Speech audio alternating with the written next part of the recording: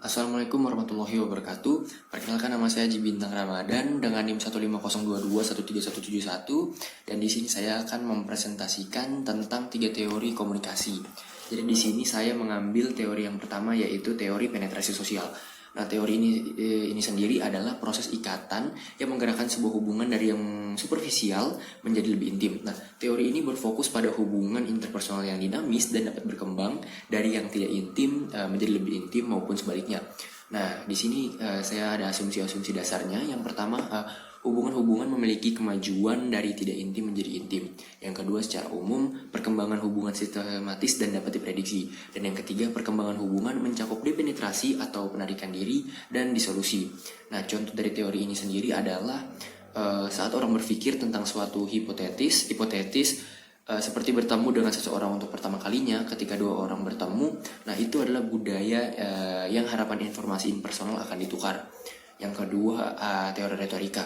Di teori ini menjelaskan tentang inti dari sebuah komunikasi, yaitu adalah persuasi, yaitu komunikasi yang terjadi ketika seseorang pembicara menyampaikan pembicaraannya kepada khalayak dalam mengubah sikap mereka. Nah, asumsi dasar dari teori ini adalah yang pertama, pembicara yang efektif harus mempertimbangkan khalayak, dan yang kedua, pembicara yang efektif harus menyajikan bukti-bukti dalam presentasinya yang mencakup etos, logos, dan pathos. Nah, contoh dari teori ini sendiri adalah misalnya Bapak Jokowi pandai berpidato yang dapat mempersuasi rakyatnya. Nah, maka Bapak Jokowi itu pandai beretorika. Yang terakhir adalah teori use and gratification.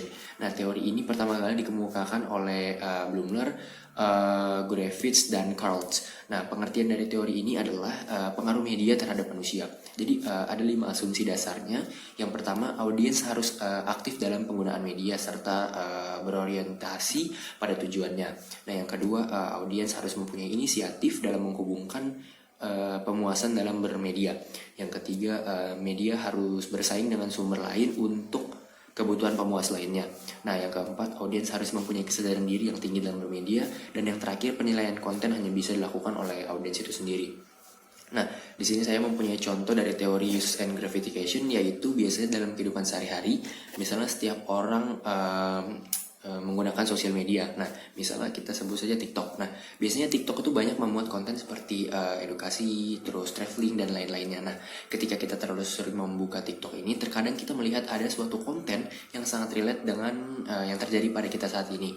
Nah, maka biasanya konten itu akan mempengaruhi pola pikir kita ke depannya. Sekian dari saya. Bila kurang lebih mohon dimaafkan. Wassalamualaikum warahmatullahi wabarakatuh.